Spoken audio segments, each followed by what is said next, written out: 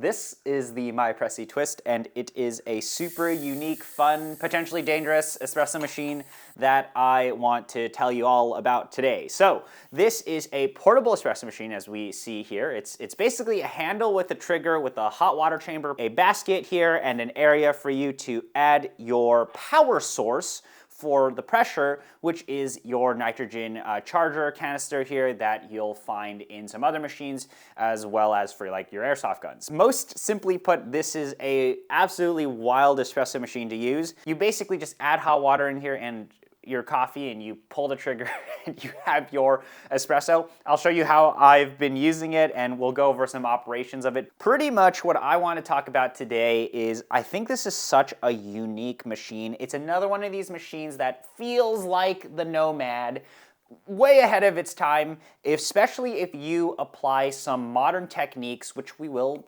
show today. We'll pull some crazy stuff like turbo bloom, because you can do that when you have a relatively large water chamber and you have a lot of power, and you actually can get some insanely nice extraction out of this, which is hilarious to say, because when you look at this thing, you're like, what? This is an espresso machine? This is unfortunately discontinued. You can't buy them anymore, so you got to make sure that you don't damage these pieces, especially when you take them apart. But it is very interesting. So here's how it works. Basically, we have a hot water chamber up here. This is our brew chamber that has a shower screen on it, and then we have our basket. This is a really unique basket. It's a 53mm basket, pretty tall and chamfer to help you build pressure. So you don't actually need the finest grind in the world to get espresso. And then here is the actual kind of handle itself, where you stick a nitrogen charger in here. You just unscrew this and it stabs the nitrogen charger, and this is where it goes in, and then you press the trigger, and the nitrogen gas goes through this O-ring up into the chamber, and then it pushes the water through your puck. I also think it's a little not necessarily on the safer side, especially because there is no stand. You kind of need to hold this thing that can dispense boiling, very, very hot water. Each of these nitrogen canisters lasts around 4 shots, though depending on what you're doing, and I'm kind of alluding to things, it could end up being a little bit less. But essentially, we have our handle here with the trigger. You take your charger here, you stick it in here. There's a little puncturing section here that will puncture the valve and will essentially charge this all up. And you will use the trigger to release the nitrogen and give you the pressure and the power to pull espresso. But you do this, and as I screw this in, the charger is going to get pushed up, and we're going to be able to charge the system. If I press this, we're going to get our air release there, and that is what is going to push the water down into our basket here. So now that that's ready, the next part of this is you do want to preheat this brew chamber. So it's really cool to me that this is a relatively modular system, but this is the brew chamber here. It's 2 pieces, and inside here it's basically some metal, plastic, and there are a bunch of rubber O-rings.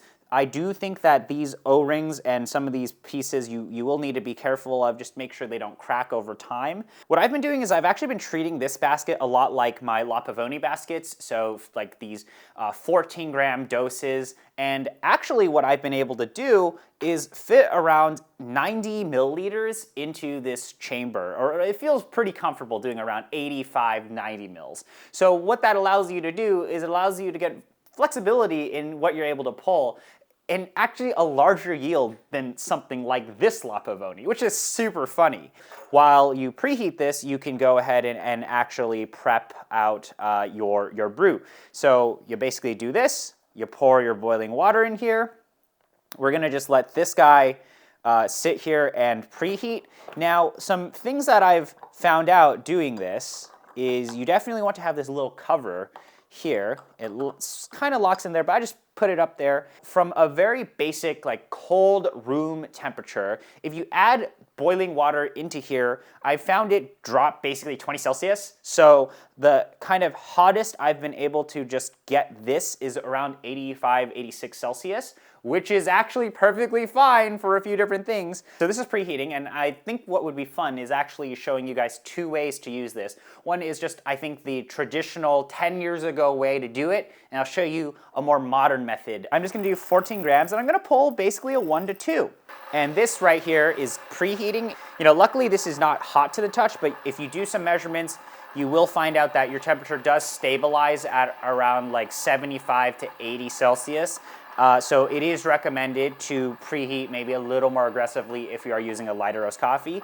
With some of these developed coffees, like this one here, this sight glass coffee, it actually works perfectly fine because we are gonna be dumping that hotter water over into the chamber as well. And then we're just gonna WDT, then take our tamper, try to align that the best as possible. Give it a tamp.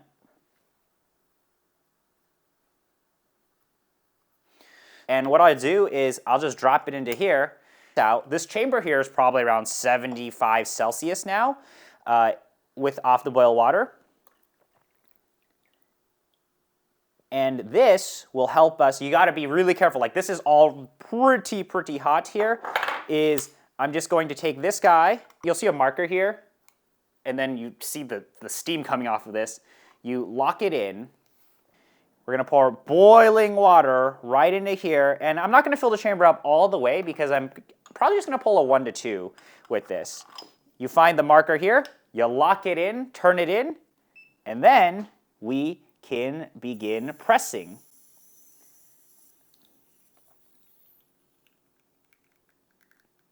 And you kind of just hold and you go for it. And I'm just pulling a 1 to 2. So I'm gonna end up at around 28 grams. And then what you should do is you do a swap. So I did a swap a little slow there, but that was 30 grams in 25 seconds. And what you can do here is if you have excess water, you can treat this like a lever machine, and you can use some of your nitrogen gas in here to just fully get a really dry puck. And you'll see this bubble up, yep, like you see on your lever machines. I let go of the trigger there, and now what I have to do is I'm just gonna let this stop bubbling. This is now gonna have a really dry puck like we're used to. So take this out here. There sometimes is a little bit of water that remains inside of here, but basically I can now take this off, and then I have my really dry puck. This by the way gets really hot as you use it, but we have a very dry puck that, this is a hot basket, that just knocks out like that. So very much similar like a lever machine, but as we see some splatters in a bunch of places. I'll get my phone out here so you can see a close-up of this, but we have very traditional espresso right there. Tastes very well extracted. For this coffee, I was pulling it around like 22%. I really actually enjoy these more traditional coffees with the twist. I mean, like, that was pretty hard, right? You know, we just prepped the puck, we poured the boiling water into preheat, then we dumped it out, poured more boiling water, and we just held the trigger. We ended up with an espresso that I think pretty much represents this coffee very well.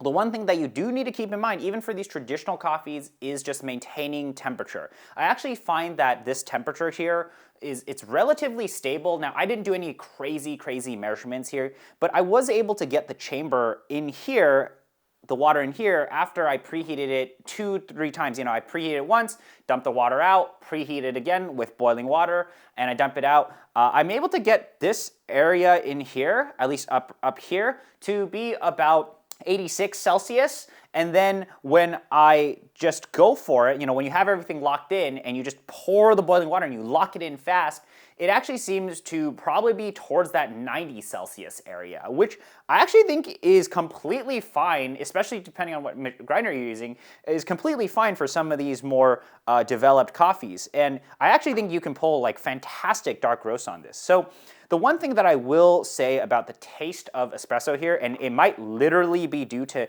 like, if you're shaking, if you've drank a lot of coffee and you're shaking your hands and you're moving around here, your puck may not be the most evenly extracted thing in the world. You'll end up potentially getting some like weird harshness in the cup, which I've definitely experienced when I'm like slightly tilted to the side here. This coffee here is basically all sweetness and all body, all texture, although I do think some people would like a more like present textury mouthfeel that you'll get out of a more temperature stable espresso machine than this one. I honestly think this is completely fine, but that would kind of be my little nitpick with some of these more traditional coffees is I just wish there was a little bit more intensity overall, but I think the overall rest of the properties of the cup, like the mouthfeel, the finish, the sweetness, is really good, but you just want to make sure your temperature is up. If your temperature is not fully up, like and this will depend on how dark your coffee is, you can potentially get that super thin texture in the mouth, like that super thin mouthfeel from just really lower extraction, not hot enough water when you're brewing. And I love the fact that we get a very dry puck. We probably have around 2.5 more shots that we can pull on this charger. I do really like to use the excess air in here to purge and get this very dry puck.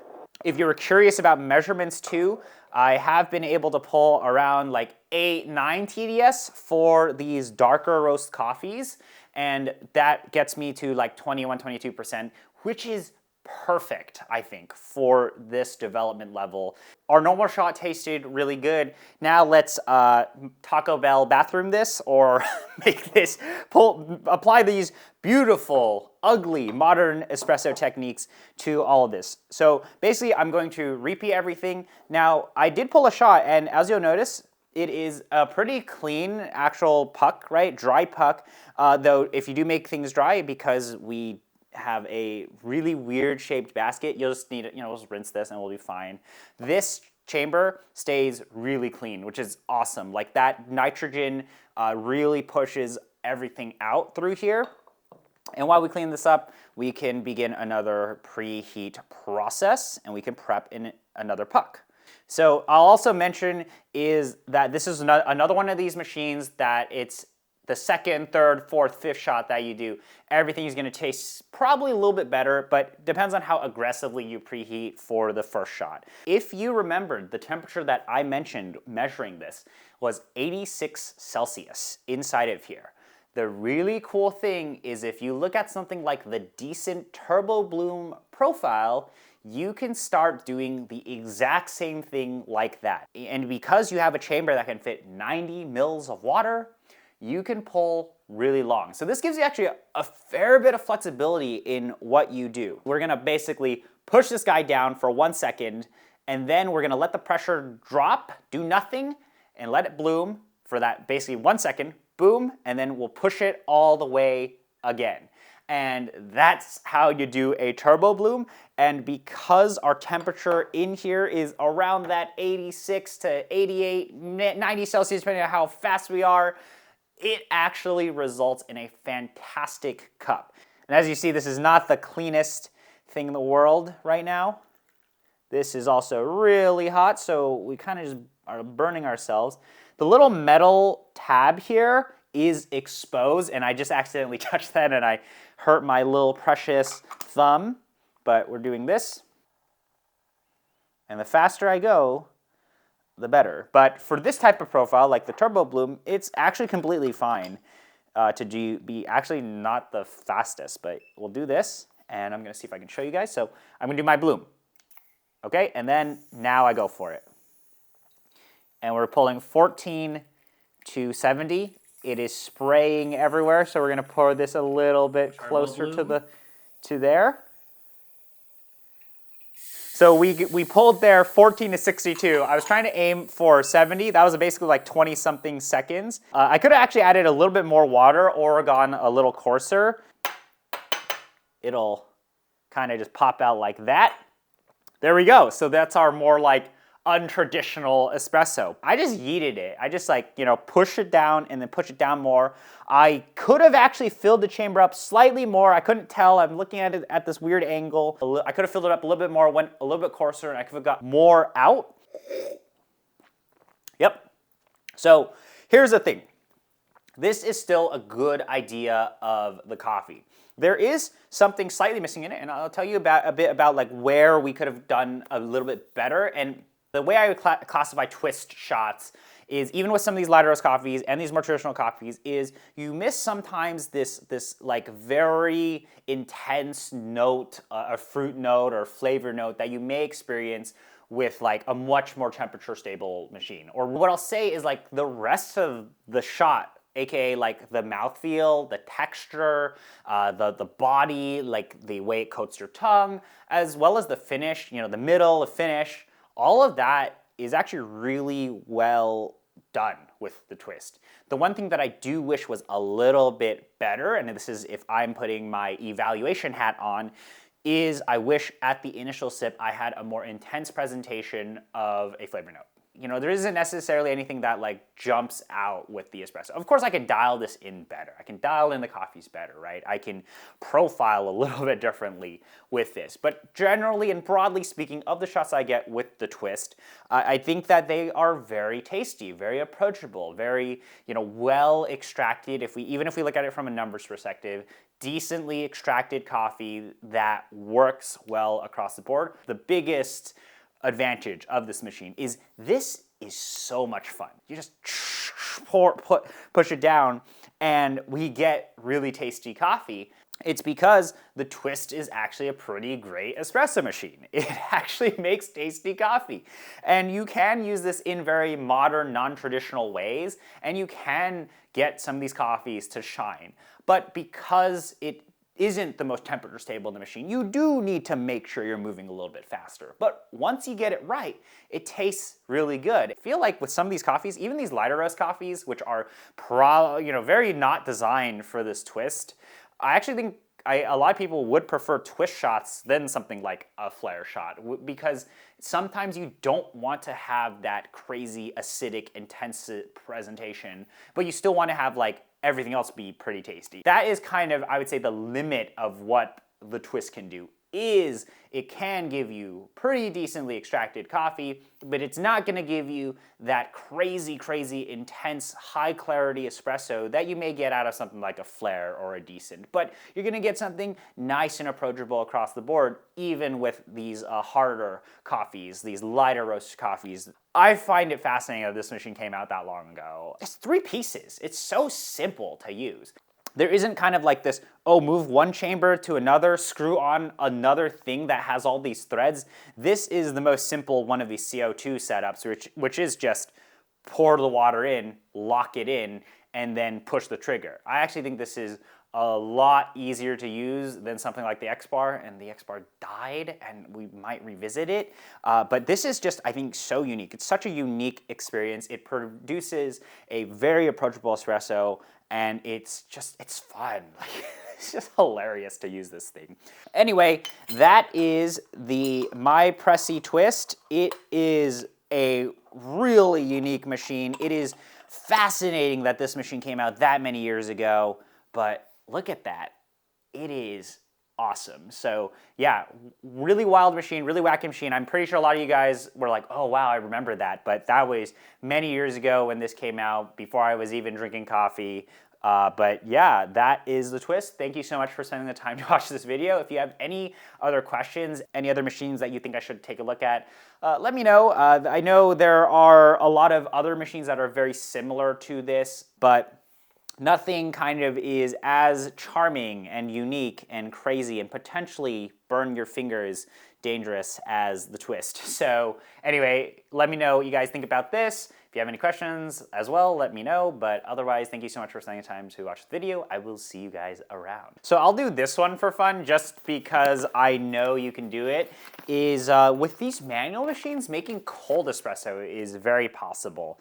And the thing with this is because there is pressure here from the CO2, it actually, I think, helps us extract these colder, the colder coffees. Now, things that you should keep in mind with brewing cold espresso, and I spent a lot of time last summer really playing around with the Nomad doing cold espresso, is you want to increase kind of bloom times. So like you do want to introduce water, and I also feel like pulling long is very helpful. So we're using the same exact sight glass coffee as we were using before. Got my cold water here. Just gonna dump that guy in here. This I'm gonna try to fill the chamber all the way to the top, so I should be able to get around that 90 milliliters into here. So I should be able to pull some of these 1-to-7s. Okay, and what we're gonna do is we're gonna do a bloom. So we're gonna just let that sit for around like around a minute. And usually I found this to work okay. I've never done this. We're trying this out. I didn't expect it to go out so much like that, but I found that if you do introduce water in like a pre-infusion blooming type of thing with cold espresso, and you let it sit there for around like a minute or 2 minutes, it does result in a decently tasty cup. I didn't expect 4 grams to come out, but I guess we'll be holding this for another minute or so.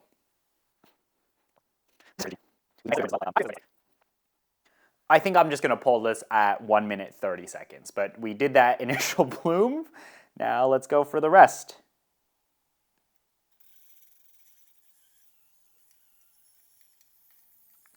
Oh, it's spraying everywhere. I'm gonna put this down here.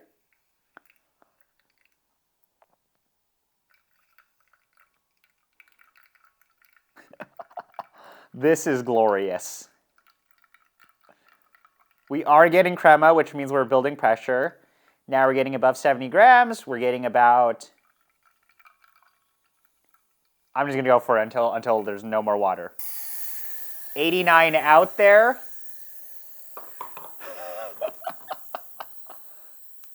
Oh man, this is wild. So look at that. There's our cold espresso, which honestly looks pretty good. It looks like this looks like your nitro cold brew right there. It looks kind of good actually.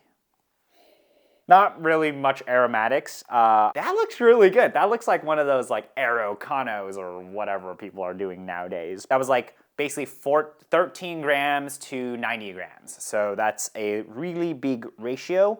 It's like 10 p.m. at night, but I guess I'll try it.